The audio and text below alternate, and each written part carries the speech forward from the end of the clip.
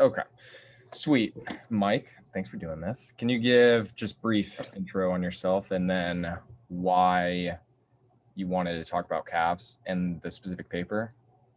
Yeah, sure. So I'm Chris's clinical instructor. That's all you need to know about me. Now, I'm a physical therapist. I've been working in outpatient for like 8 years now, mostly in the orthopedic space.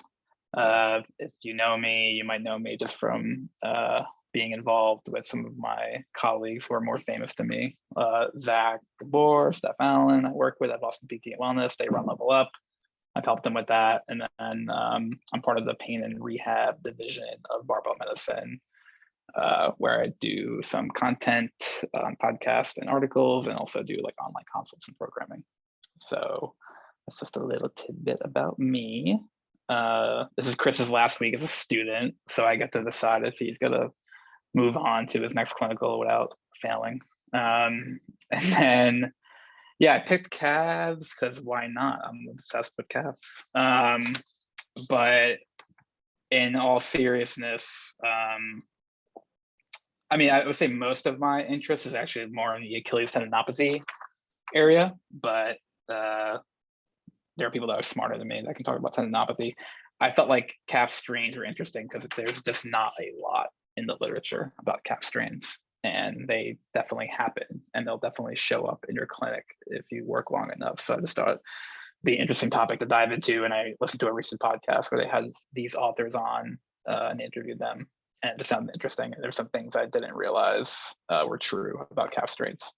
So Chris also wanted me to talk about pain and philosophy, and I said nobody wants to start their Saturday morning like that, so we're just gonna breeze right through that. No philosophy today.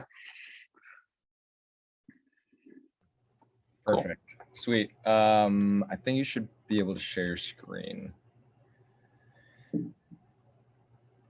Okay, let's see. Desktop 1. That seems appropriate. Open system preferences. Oh God, was not prepared. I have to grant access. I might have to like get it in and out of this again. Hold on. Okay. 1 second. Allow Zoom. Yeah, I have to quit and reopen. So I'll just be right back. Okay, cool. Brief intermission. Yeah. How's everyone else doing? Rob, what up? Q, what up? How you doing? Great.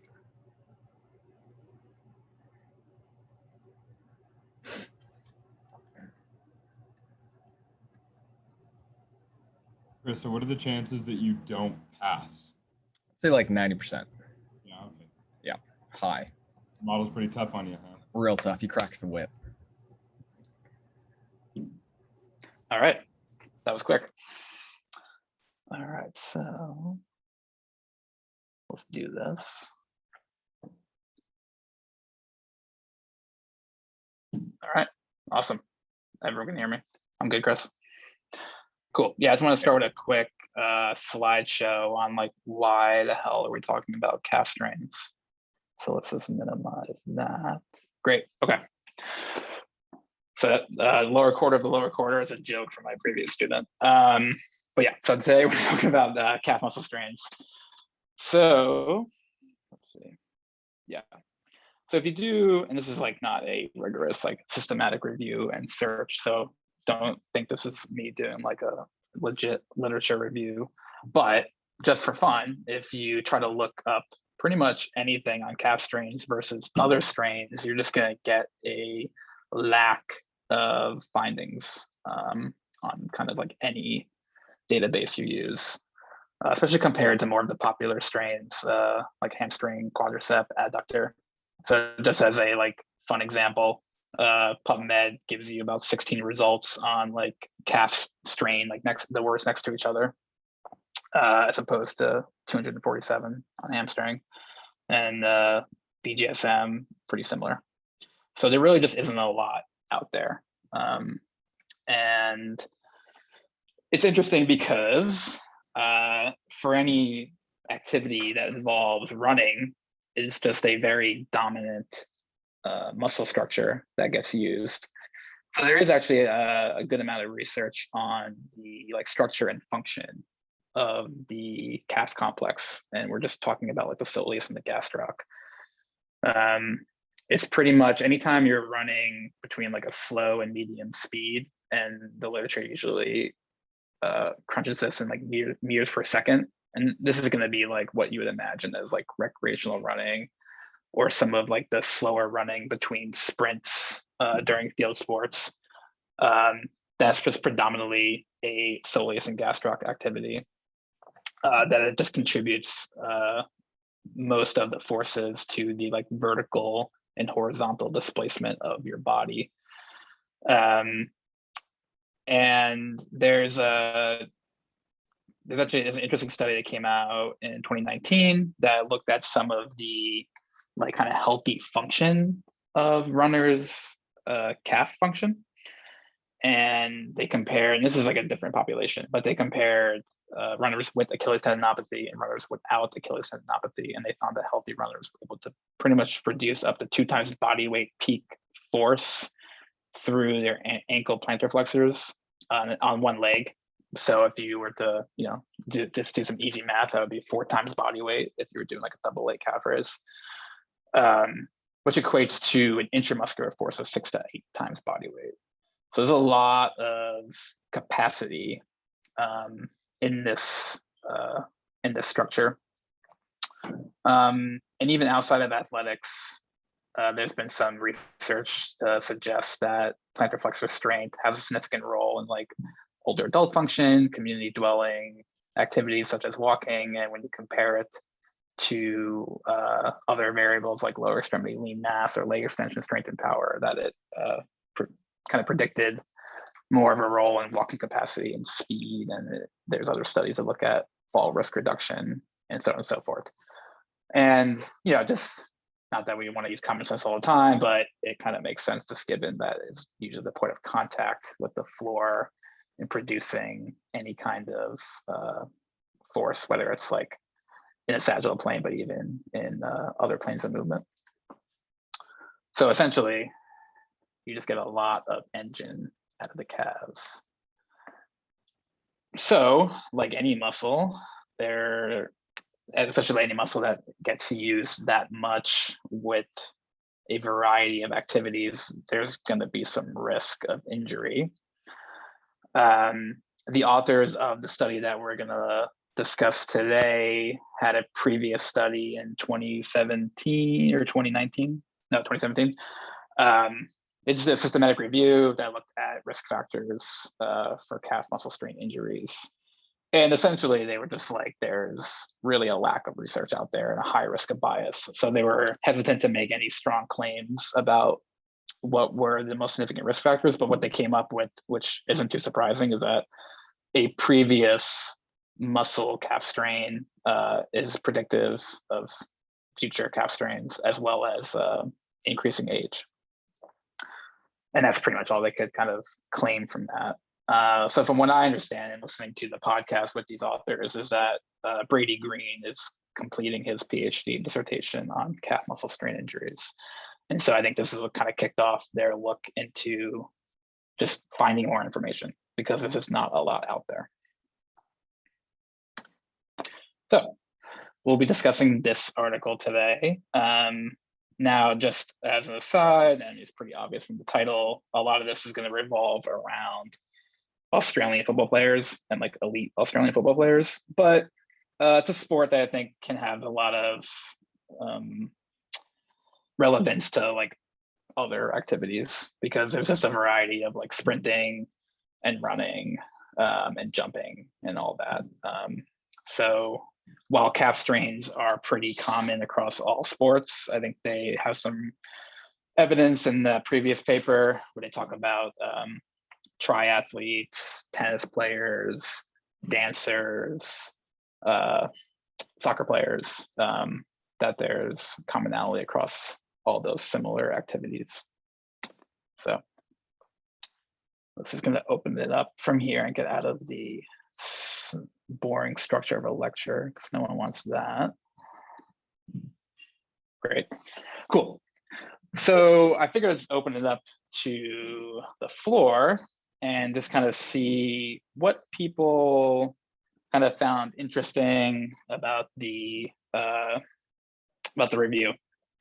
So I think there's a couple of things that surprised me a little bit, some things that seemed kind of obvious and common sense, but I think have some warrant some discussion. So anyone who wants to chime in, just open up the gallery.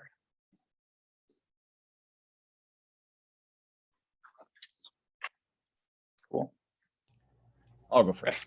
Yeah, Chris, we had chatted about this through the podcast, but like how it's weird that like there may not be an inciting incident or like a specific MOI for this compared to like a hamstring adductor strain. I still don't really understand why, but that stood out. Yeah, so I thought that was interesting. And this kind of like ringed a bell in my head from thinking of my own cases in clinic, where, yeah, like the hamstring, quad, and adductor injuries usually have some kind of event. People like can pinpoint something, whether it was like an instantaneous like pop or just more of a strong pull or strain, where I think it was like up to half of the individuals here didn't have a specific mechanism. Is that what I'm missing? Yeah, and pretty much everything else was running related. So I thought that was interesting, and the majority of the strains being soleus related, I think, speaks to some of that lack of mechanism, and that's kind of what the authors were explaining on the podcast, which is, I'm not sure if that's something they're going to elaborate on in future studies, since they don't really get into it on this study. But with about 85% of the strains being soleus related, they seem to think that that is what lends itself to having some people present with a gradual onset, and not having one specific moment in time that they can point to as being the moment of injury. And I think that comes through based on knowing a little bit more about the soleus. One, it being like having the largest cross-sectional area of any muscle in the body, and having pretty much a broad range of capabilities between like endurance and peak force. So I think the hypothesis is that it's more of like a cumulative, repetitive strain injury with the soleus for some people.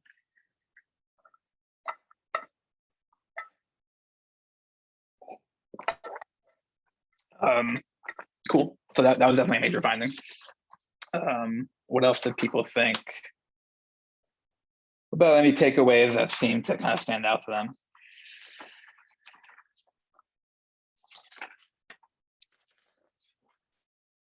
They pretty much point to like three major things. We can kind of review if we want to go through that. Yeah, so I think we covered the first one, which is essentially that the soleus in this population seemed to be much more prevalent than gastroc injuries. Second, that running related activities, or that if the injury occurred during running related activities, usually required a longer recovery period. So compared to the gradual onset and no mechanism group, if they could point to like it hurting specifically during running, that took a longer time to return to sport. And then that re-injuries occurred most commonly within 2 months of the initial injury and almost exclusively involved the soleus. And this kind of goes back to their original study of risk factors as well, that re-injuries typically involved older players and required a significantly longer recovery period, which I don't think is that surprising compared to other muscle strain literature, that re-injury rates occur at a high rate, and that they usually take a longer amount of time to return to play if they're experiencing re-injuries, and that re-injuries happen sooner than later. I think they also point to a study that they found that 50% of re-injuries occurred within the first 50 days of the initial injury. So in this cohort, they would say that half of the re-injuries occurred during the rehab period prior to return to play, or within a short period after return to play. So these people were getting re-injured before they even stepped back on the field, like during the rehab process itself. I think brings up a couple of like questions and issues about strain rehab in general, which we can dive into later on. But besides those main takeaways, did anyone else pick up on something they thought was interesting? Anything that surprised them?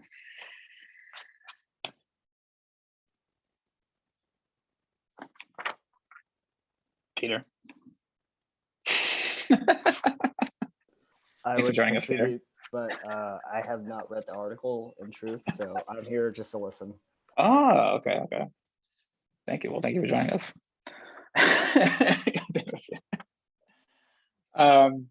So yeah. I guess I was kind of thinking about just that there's not a whole lot of other places I could think of. Like, okay, so take hamstring strain, for instance, compared to a calf strain.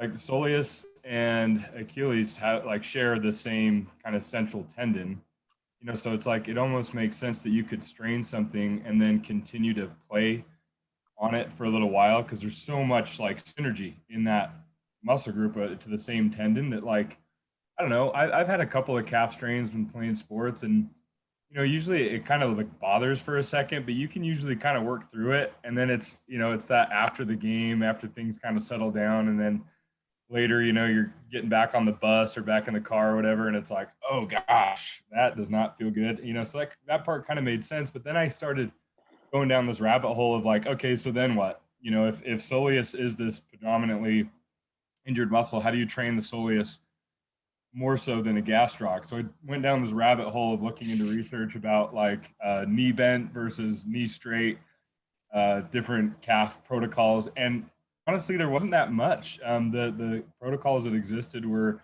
more like based on the heel raise test, like tests to endurance.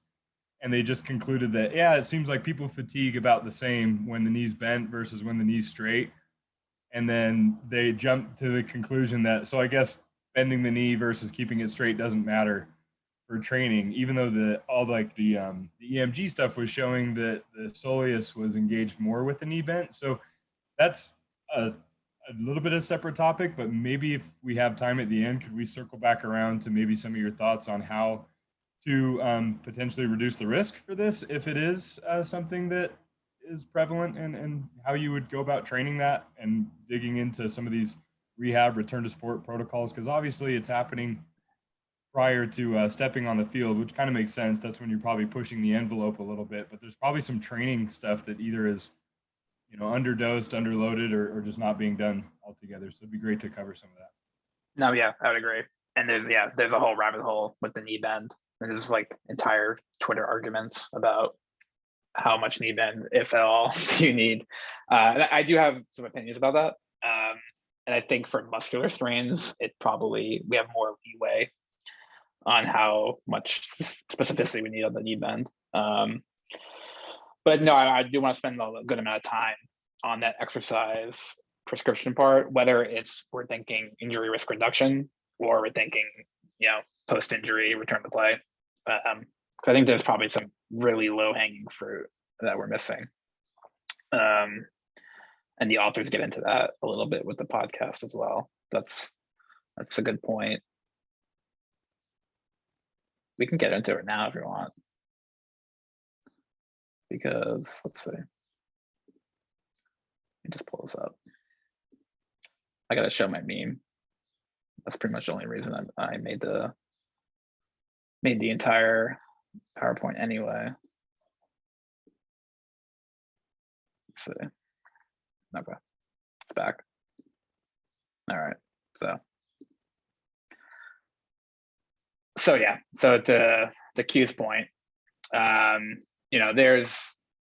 if you think about other muscle strain protocols, especially the hamstring, there's a large emphasis on peak loads. And that has to do with some of the mechanism behind hamstring strains usually occurring at a high eccentric load with muscle lengthening.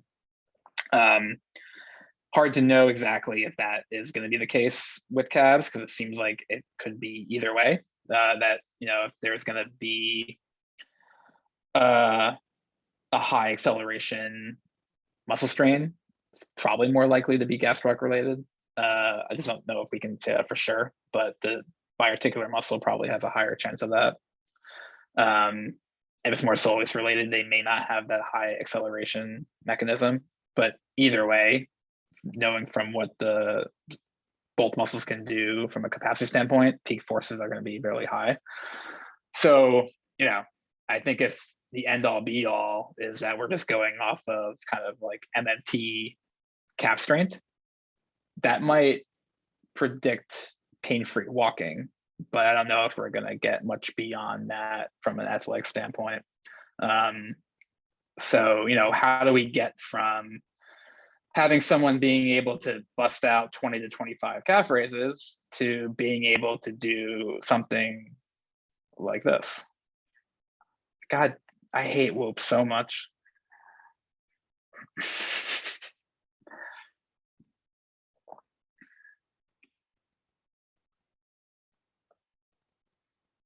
This is Chris's hero.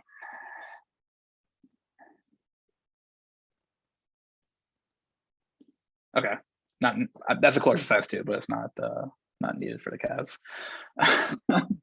But in all seriousness, like, how do we get someone to go from being able to, you know, do body weight single leg calf raises to doing something explosive like that? That's primarily using their lower quarter of the lower quarter. So based on the forces that we know that the calf can produce, what do people generally employ in the clinic when it comes to pretty much anything calf related? It doesn't have to be muscle strains. We can broaden our scope a little bit, because I don't know how many people have seen calf strains in clinic, but let's kind of see if anyone has some good examples of like what they usually go towards once someone's able to kind of like walk comfortably, and let's say they can do single leg calf raises at least like 15 to 20 without pain. What have people like seen in the clinic or have tried to kind of like get to that next step?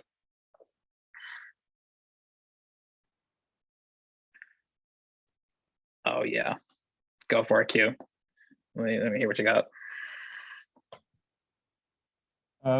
Yeah, I think, you know, it would just go from the way that you would approach anything else, to some degree. Just progressive loading. So I'd just do some calf raises early on. If it's coming back from a strain, I'll slow the tempo down to just kind of like, okay, so here's maybe an example. In the study, they talked about the high rate of force development, showing that you get basically isometric or even concentric muscle contraction while the tendon is lengthening. That's typically where you get the most peak force at the musculotendinous junction strain. So I'll usually slow the tempo down a lot so that maybe you're minimizing some of that happening and you're just getting a lot of time under tension and load through that area that they feel like they can tolerate. And it's kind of a high five mentally for them, because it's like, cool, like I can actually load my calf and it burns, but it doesn't hurt. That's great. And then, you know, I really like the seated calf machine. I think that's something that I kind of wanted to circle back around to, because a lot of the arguments in the studies that I've seen are just about like bending the knee to 45 degrees is the usual knee bend that I see in the studies. But I think it's different, and I don't have a lot of evidence for this. I just anecdotally, I think it's different when you're doing a true like seated calf raise machine where the load is just coming straight through the knee, and you're not like worried about load bearing with your weight or balancing, you know, your body, or it's very stability is totally taken out of it. Anyways, but then I think there does have to be a degree of low level intro to plyometrics. That's the end goal. You got to start building exposure to something that's a little bit faster, so long as they can tolerate it, and onwards and upwards from there. Yeah, no, I'd agree. I think for me, it always comes back when we're talking about like any kind of calf training, the forces need to be high enough. And so having something like a seated calf raise machine would be ideal, because then realistically, you could just keep slapping on 45s. I think if you're getting lost in the weeds on like the knee bend and all you're doing is putting on like a 50-pound dumbbell on their knee, I just think you're doing them a disservice. If it's not, unless it's only for like exposure and you're trying to get some like, you know, essentially like pain relief and some like early mobilization, that's fine. But if you're past that stage and you're trying to build capacity, I think it needs to be heavy. And so like whatever you have in terms of like accessing heavy, that needs to be it. So Chris can attend to this, but it's like, we just try to utilize as much as we could in clinic. So I agree with you, Q. It's just like, how do we start with the kind of slow, heavy stuff? Because that seems to kind of be a good intro. And then you can worry about rate later on. But I'll utilize SSB deficit calf raises bilaterally. We'll utilize seated barbell calf raises bilaterally. And you know, we have someone in clinic right now. He's not here for a calf strain, but he's here for Achilles tendinopathy. And we put 315 on the bar, and you know, we help him like load it on and off his knees. But you know, he did 305 for 20 for 2 sets the other day. And you'd be surprised on like what people's capacity is if you give them time to build up. And if we're talking like 2 times body weight force through one calf in healthy runners being a predictor of, you know, reduced Achilles injury risk, I know that's a different population, but there's something there that you can access. It might take them some time to build up to it, but you should be able to tap into it. And so if you don't have, you know, the ability to load it seated, I think the easiest way to grab it is probably single leg and standing, because you can throw on a weight vest, you can give them dumbbells to hold, and all of a sudden you're, you know, if you're doing single leg deficit calf raises, you're automatically, you know, at least putting body weight force through one leg at a time. And then if you start adding more weight from there, you know, you can get that higher load. It might not be like ideal, but I care more about that than, you know, finding the perfect knee angle. Best case scenario, you're doing everything. And especially if you're considering, I think if your suspicion is like soleus, then you're probably going to want to do a range of everything. You're probably going to want to work straight leg. You're probably going to want to work seated, and you're definitely going to want to work between like endurance and high peak force. And then I think an easy thing to do is just kind of like increase the rate of the movement. So you can use like tempo. You know, if you're starting at 303, you can go down to 202, you know, 101, and then start getting into your like low level plyos. I won't talk much about plyos because if anyone, I just think it's a whole other topic. So it would just take us too long. But yes. So I'm a new grad, so I really don't have much experience with this, but one thing I've struggled with, even just with Achilles tendinopathy, is like with runners or anybody, we can do other exercises, because if they're not running, like we want to prevent deconditioning in other areas. But I find when I get to that point where I'm loading heavy, that I struggle to figure out like how many exercises related to the calf can I do in one session, because I don't want to like fatigue them out to the point where it's like I'm just making things worse. But I also am like, well, if you're coming here and you have access to the equipment, like I want you to be able to do the most possible. So like what have you found to be successful? I know it depends a lot on time, but yeah, no, it's a good question. And this comes up in clinic a lot too. It's like, yeah, Peter does do 6 different calf raises. And you could extrapolate this into other areas too. I don't have any like evidence to cite on this, but I just usually do like 1 to 2 exercises for that targeted isolation work, on top of if they're doing any kind of compound movements. So I think the thing you forget about with some of the calf function is that it will have some activity with things like squatting and stepping up, anything that involves any kind of like tibial progression, because you're going to get some like eccentric load on it. So yeah, using patient feedback, especially in the 24 to 48 hours afterwards. But I'm not really doing anything like in terms of heavy load, there's probably one exercise that I'm trying to really hit that day hard. And then I might do a secondary exercise that's a little bit lighter or more compound. Like I might have them do like a sled push, which I think Q just kind of put up in there. Yeah. Like involves the calf, but it also involves like other structures. So that it's not just like we're just absolutely beating it up. And so then they don't have the ability to then like, yeah, do any kind of other rehab work, which could involve running or, you know, return to play activities.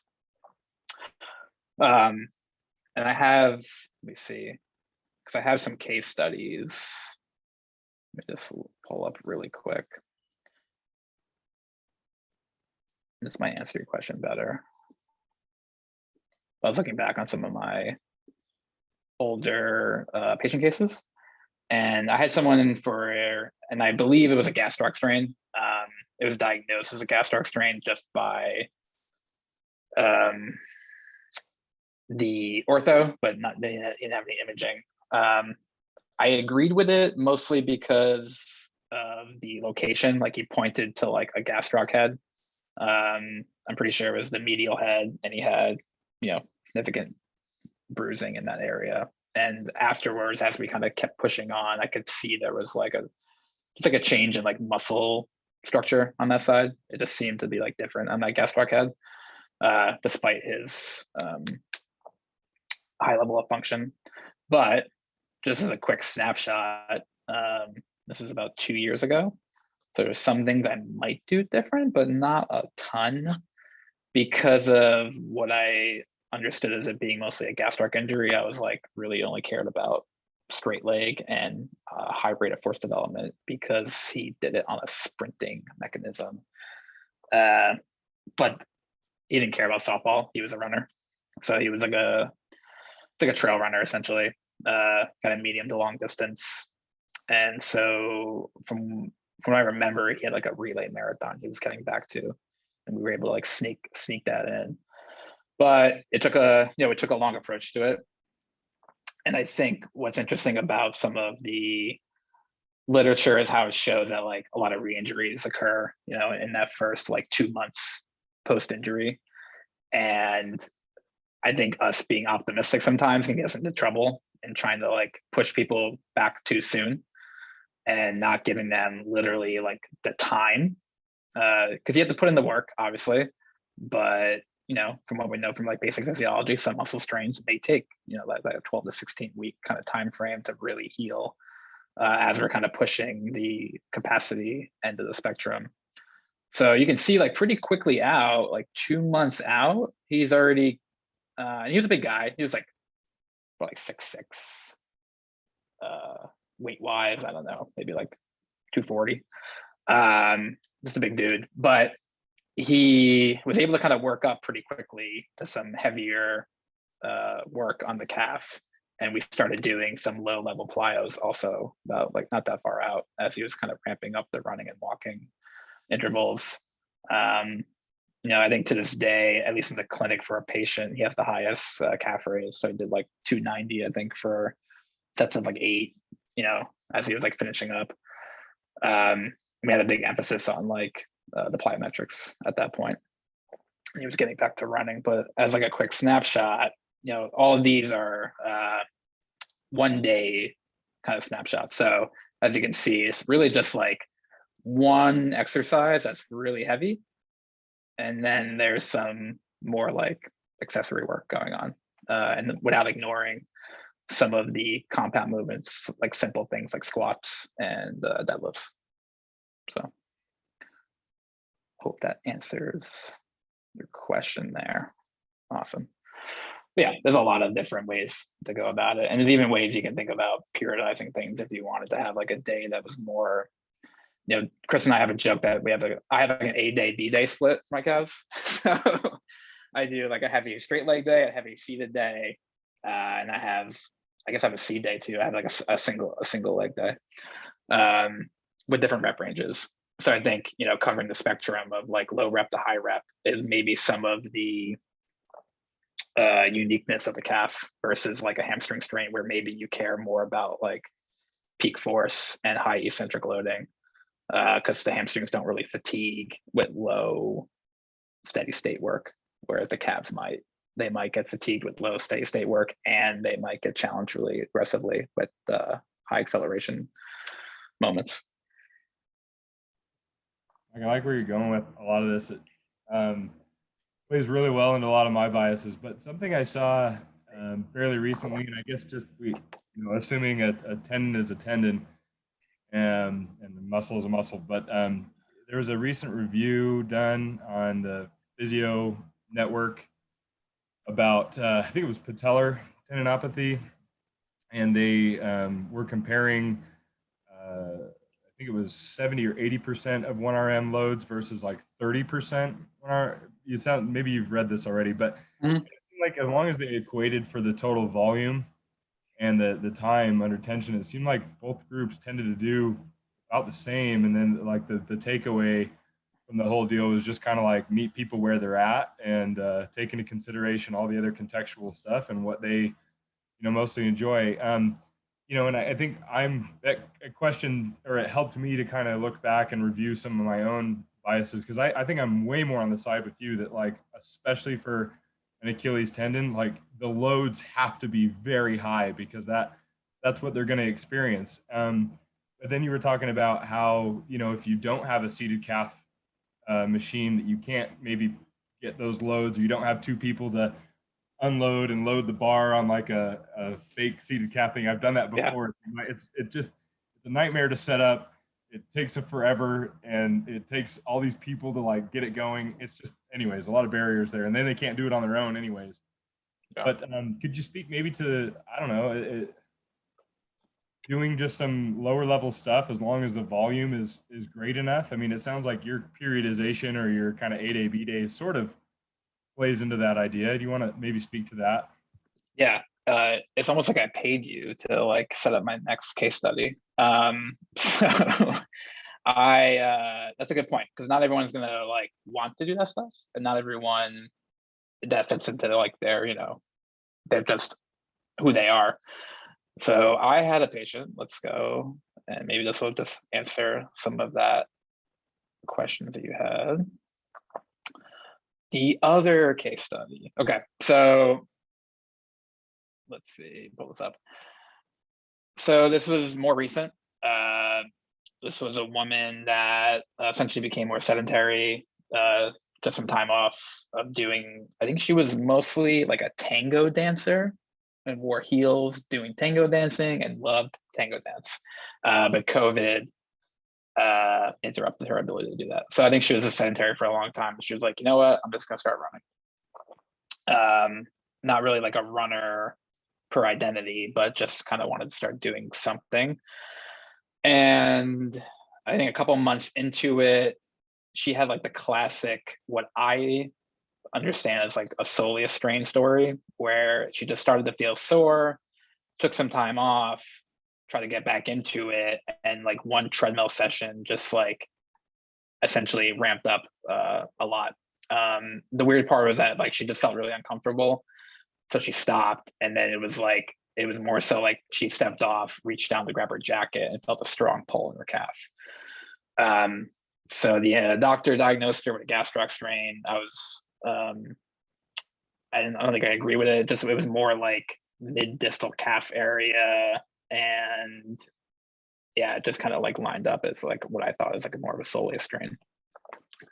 And this is like where you can start kind of talking about like fear and re-injury and kind of like narratives and kind of like what the doctor kind of initiated the process as. But she came in with a boot and hadn't walked without the boot in like 2 weeks.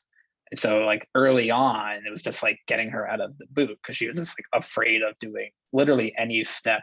I think on the eval, I had to take the boot off, and I think just taking one step was like hard for her. But we were able to work off of that. And within a couple of weeks, she was able to essentially start doing deficit calf raises and single leg, like flat calf raises. So like from the floor. Chair assisted, I just have someone like put their front leg up on like a chair or a bench, and then the back leg is on the floor and just doing all the work. Unique to like, I would say our clinic, and you may have an isometric dynamometer in clinic, I was able to kind of test her soleus strength in sitting, and she was able to produce pretty good numbers. She was equal bilaterally, and I don't always take that as like the gold standard. I tend to look for like kind of that double body weight that was demonstrated by O'Neill, which wasn't that far off. And they were close to equal. They were pretty, they were both symptom free. And she was just like, I don't want to come to PT anymore. She was like, you know, I'm like, I see, it seems like I can do this at home. You know, I don't want to put myself more at risk during COVID of coming in here a lot. And so can I just do the stuff at home? And to like Q's point, essentially, I was just like, yeah, I mean, like, I don't like, as much as I would want to like externally load you more and more, you know, like she's someone who's never strength trained in her life. You know, she essentially identifies with dancing, and, you know, she's like, I like to run. I don't like, if you told me never to run again, I wouldn't care, but I would like to do it. So just tell me like your honest opinion, like, can I run or should I not run? And so essentially we just kind of came to agreement, like, you can run, like it's definitely safe. We just kind of like want to reduce risk of re-injury. So I think the interesting part for her was that, I'll just kind of come out of this,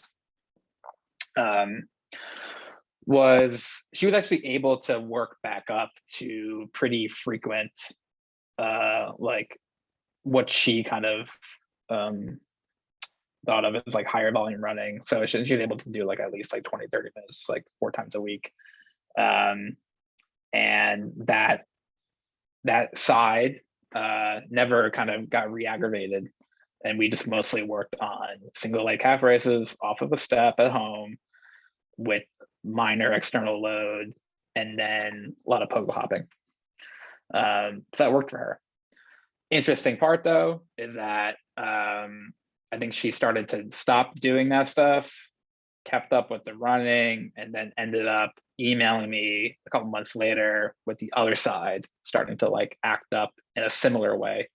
Not to the same degree, but she felt like the gradual onset of soreness that she associated with her previous limb. And she's like, I'm freaking out again. She's like, I think running's a bad idea, but I kind of want to do it. What do you think? So she came back in, we did like a quick assessment, and I was like, well, we'll just get back onto the calf raising and then do a run walk and ramp back up. So as of like this week, she's back up to running like 15, 20 minutes symptom free. But that it's still like re-injury risk is still high with these people. And the contralateral limb being affected, anecdotally seems to be something you want to think about. I know Peter has had a case where the same thing happened, like contralateral limb became symptomatic upon like completion of the other side. So I think that's where like single leg training is important as well, just to make sure that both sides are getting like high stimulus. So there's a lot of ways to cut it. You know, like it doesn't need to be a 315-pound soleus raise that needs 4 people to like mount it and dismount it. Yeah, I think people can get a high level of fatigue with minimal equipment. And I think that comes back to like you being good at like adapting to people's equipment and knowing how to like elicit fatigue. You know, it doesn't take anything too fancy. You can do like 2 sets of AMRAP at a single leg calf raise off a step with like a 30-second break in between. You can get a pretty good calf burn. Yeah, doesn't mean like that's the end all be all, but you at least know you're doing something and not just kind of like entertaining them and waiting with, you know, something that's very low level. So I hope that answers your question, Q.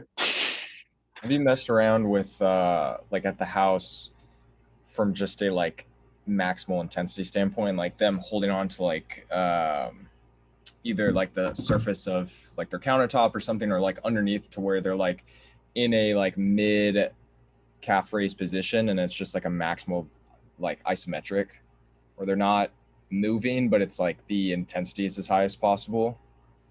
I've messed around with like home isometrics. I've done like in clinic isometrics in the same way we test the soleus. I'll belt them down and have them push as hard as I can. But I haven't really done that for like a home thing, mostly because I don't know. I mean, that makes sense. I just don't know how much I like trust that they're gonna get the same output, but it might just take a higher level of like me just like paying attention. But I think Q had mentioned this too, is that the interesting part about if you read some of these studies on soleus activity during running, it primarily shifts into like an isometric muscle activity, where a lot of your propulsion comes from the Achilles tendon, like exponentially increasing the torque. So you'll get like that 6 to 8 times body weight force from the soleus isometric contracting, and then you'll get like a 27 times torque coming out of the whole complex because of how much the Achilles exponentiates the force. So, you know, if you wanted to be super specific, not that this always needs to be the case, you know, because capacity can just be capacity, but there could be a role for isometrics, especially at a peak force. You can remeasure that pretty easily if you have like a dynamometer, or you can get fancy with like, or creative with using like a scale. Like I've had, this is totally separate, but I've had a patient with more of like a neuro deficit. So from like lumbar stenosis, having plantar flexor weakness, and we used a weight, just a regular weight scale for like biofeedback to see if we can like get more isometric seated plantar flexion work. And so a lot of ways you can do it. I just saw cues to the tango. That's good. I really like if you set up either like Smith machine works good if you don't have one of those in the clinic, because not a lot of clinics do.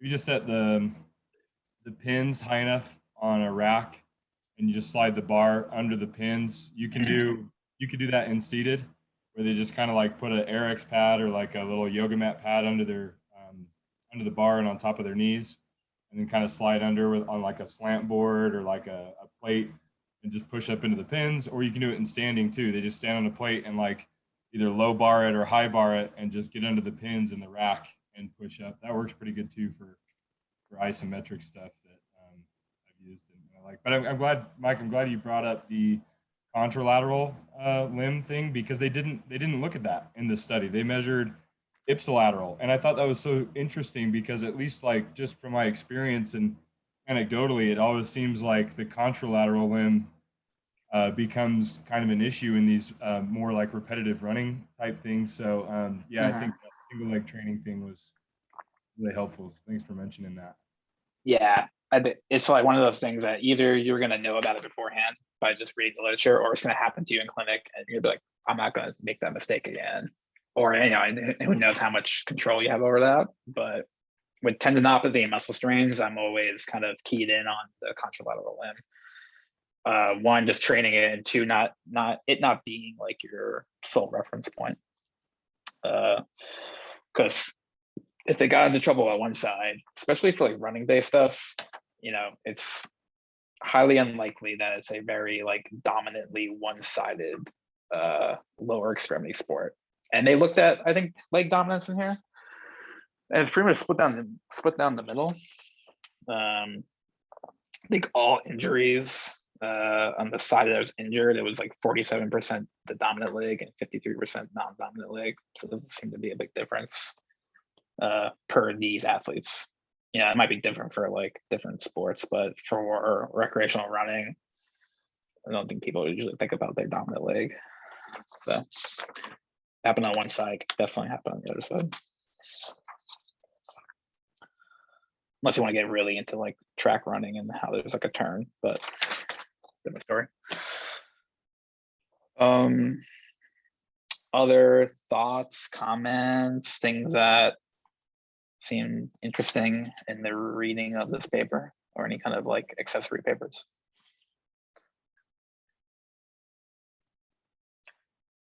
Yeah, just think in general, there's a lot that we still need to learn about calf strains. Like, I think this is the tip of the iceberg, because they really just get into like, this is more of an epidemiological evaluation. Literally is what it is. That's what it says. So they don't really get into more of a functional look at the calf and the risk factors. You know, kind of like what the O'Neill paper looked at with the Achilles tendinopathy. You know, I think that's still yet to be studied. But there's something that separates people that are at a lower injury risk and what separates people from being lower re-injury risk and like having a higher return to play or higher return to activity ability. Like my bias and my guess would be probably longer rehab progressions and higher peak force exposure being like pretty much the low-hanging fruit. And if you're not like kind of giving it enough time and exposing them to a high enough load under a high range of motion, then you probably just shouldn't care about the like nuances after that. And then we can probably explore more of like endurance and rate and all of that. But I think of the average clinic and I just don't trust the wide orthopedic ability to expose people to probably a high enough fatigue and a high enough force to get them back after a calf strain. But that's just my pessimism shown through. And I don't think we talked a lot about that, but I do think like getting them into a increased range dorsiflexion matters a lot. And I wonder how much like seated calf raising maybe even exposes them to a higher degree of dorsiflexion, which might be important. It depends again, like on the athlete. Like a runner doesn't require probably as much ankle dorsiflexion in their stance phase, but for someone like an Australian football player or a rugby player where they're a little bit more horizontal and pushing and getting into positions, you know, that high degree of dorsiflexion might be really important. And there's, you know, plenty of, I think there's studies that show that the peak force of the plantar flexors occur around 20 degrees of dorsiflexion. So using a deficit on a calf raise, I think is really important. If you're just doing like flat calf raises, like later in the rehab process, I think you're just missing an exposure to that.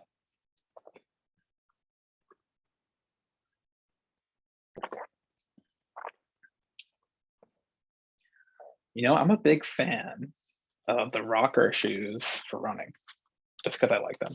But yeah, the Skechers shape ups are kind of funny. But also, Melanie's gonna laugh because Skechers are making like a comeback. They have like a pretty they're trying to make like a pretty good run at just like running shoes in general. Yeah, I told you.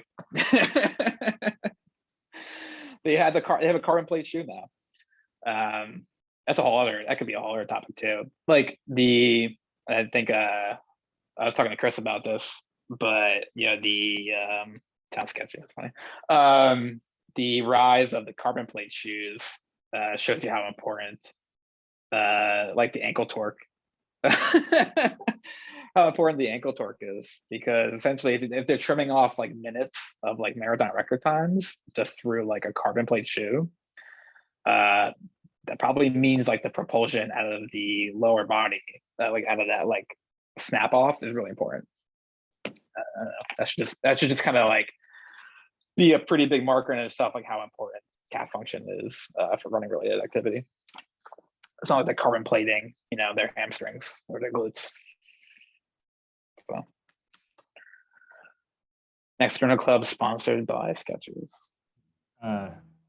Mike, could we also transition just a little bit on, instead of talking about folks that have already been injured, just some like risk reduction type maintenance work and what kind of things would be feasible and recommendable at a low level for most people that either do have access to a lot of equipment or don't at all?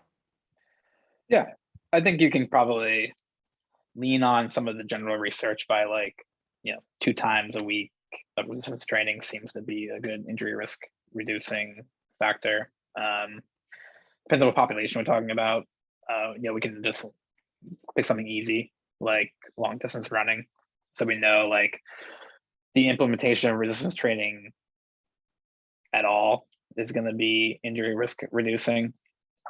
And I don't think it needs to be anything too like intensive from like a prescription standpoint. That just, again, it kind of depends on what they like to do. I think just getting like anybody who isn't resistance training into a plan is going to be good. So that takes some skill, but like the way I do it actually in person is if I have like literally any person that runs, and Chris is probably gonna like laugh, is like they're gonna do something calf related, even if they're for hip pain. I don't really see runners with like elbow pain, but that I'm just gonna give them even bicep pressure. Actually, our boy should be doing calf raises. He wants to do a triathlon. So yeah, I'll just start them off with single leg deficit calf raises typically, because it's easy to do anywhere. And if that gets easy, I'll just start throwing on a weight in their arm. Yeah, and then you just give it to them for home. Be like, hey, this is, so Melanie made a good point. Like, you don't have to spend time at the clinic if you don't want to, if you don't think it's like that applicable to their injury, although sometimes you can make an argument. But it's like, hey, look, there's this one thing that's really easy. Like, I'll make a joke, be like, you have any access to stairs, like at any point in your life? You can just do this like 2 times a week, and I'll just upsell them on it and be like, calf injuries, Achilles injuries, are common in runners. I don't think it takes a lot to them to realize that, and that it can make them maybe a little bit better in terms of running economy. I don't think we have research to suggest specifically calf training can increase running economy, but we have research about resistance training increasing running economy by like 2 to 4%. And I'll usually be like, it's the same thing that the carbon plate shoes suggest. So, you can do both if you want. One of them is a lot less expensive if you're just going to do calf raises. Yeah, Peter is shrouded in darkness. So, Mike, I have a question. Yeah. Yes, go for it. So at this point, if someone comes in with like an Achilles tendinopathy versus a soleus or gastroc strain, does rehab look pretty similar? Depends on the acuteness. With the Achilles tendinopathy, I might get them loading heavily sooner, because they usually tolerate it more, especially at a slow enough rate. It depends. It depends on how reactive they are. Whereas the calf strain, I might just do more of the classic kind of like, we're not going to do a high level of dorsiflexion at first. We're not going to do a high level of loading at first, and kind of work on like the low intensity, high rep range, and then get into it. So the end might look the same, but where we start might look different. Whereas like I am less apt to following the heavy, slow resistance protocol to a T for tendinopathy. So I usually don't start people at like that 15 rep range for Achilles tendinopathy. If I just shoot the middle and start like at 8s and just seeing if we can get into some heavy exposure, and then start driving it down more and more, either like driving the rep range down or just kind of driving the intensity up. So like, I think I care a little bit more about intensity in the beginning of Achilles tendinopathy, whereas for a calf strain, I might just kind of take my time. Is that a cop-out answer? No, but would early on with a strain versus a tendinopathy, would like your education about symptom irritability change? Like when they're performing an exercise, would you be more conservative with the strain in regards to like irritability? Yeah. So and it looks like Anne asked the same question. Yeah, I might be a little bit more conservative with a strain in terms of symptoms. Still like presenting in a way that like symptoms with the training doesn't mean that we're like further tearing muscle. 'Cause I think that's like people literally have that image in their mind sometimes. It just means maybe we're just like pushing a little bit too fast too early. So we just got to kick it back a little bit. I think symptoms of a strain can be pretty good feedback on like, it's okay to use it as like a yield sign. And so let's just kind of back up a little bit. Whereas tendinopathy, I'm more interested in that 24 to 48 hour response. Because like symptoms during it might be fine.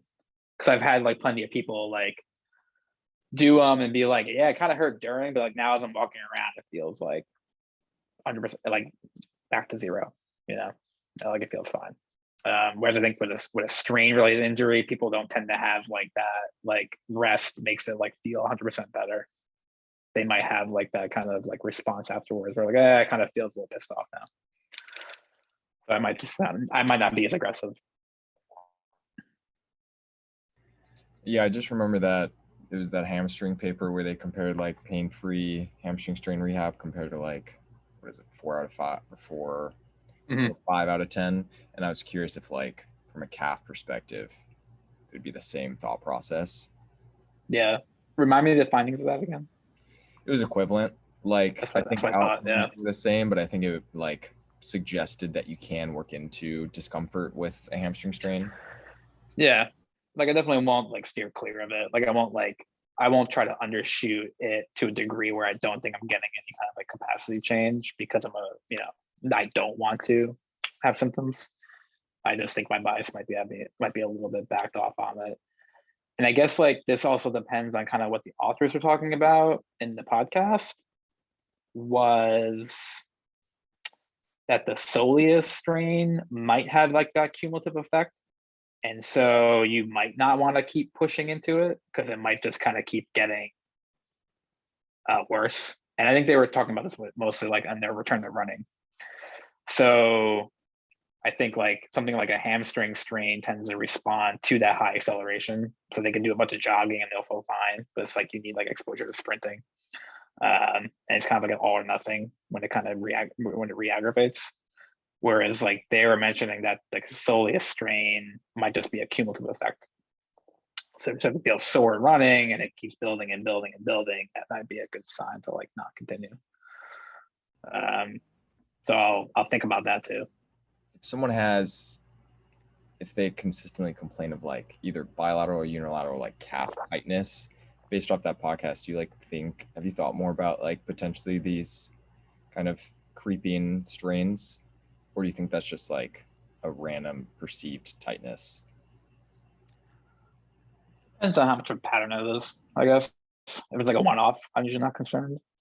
But I also haven't had enough time to think about that because it's like fairly new to me. Because there's always those patients that, not always, but I feel like there are a lot of people that are like, my hamstrings feel consistently tight, or my calves like feel like they're so like contracted. Yeah. And we had a high level soccer player like complain about that a lot too, with like playing. She was post-op ACL, and it was something that would freak her out because it was a feeling she had prior to her ACL injury that her calves would tighten up a lot, and then she had an ACL injury, and then like when she got back into soccer, that calf tightness came back. I remember we were just smoking her calves, but like that there wasn't a big change until like much later on, and I don't know how much that had to do with like the calf training versus just like being conditioned for the sport. So yeah, I don't know honestly. It'd be specific to the individual too, and that's sometimes where I'll use the activity as sometimes maybe rehabilitative in itself. I know something like Greg Lehman likes to talk a lot about. So like, does the dosage of the activity, can that be like a large factor in the rehab? So if their calves are tightening up a lot from running, is it just a volume problem? Yeah, like do we just need to think about the volume and the frequency of it a little bit differently? I think some people just like exclude options that would seem, maybe obvious to us. It's like, I only run twice a week and I run like 45 minutes at a bout.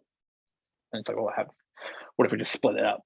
And that might not work for everyone because it depends on their like availability and access. But That's something I think about.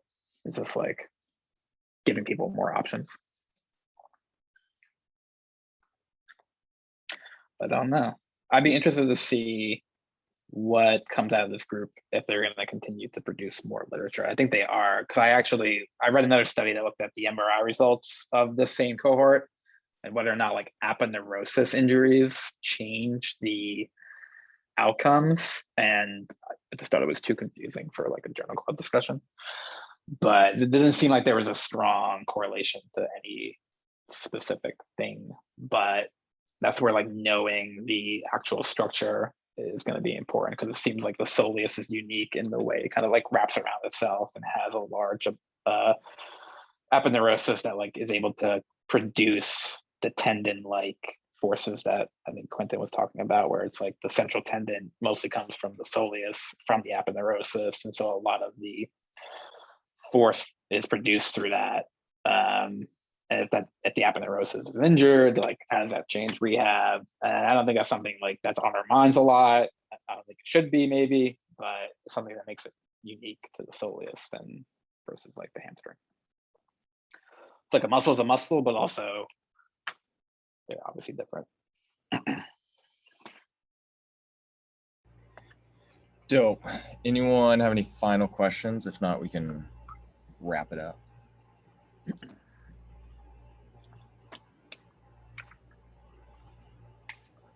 Sweet. Cool. Thanks, man. Yeah, thank you for having me. Appreciate it. Yeah, I think the big take home is just like figure out a way to load them heavy if they want to get back to athletics.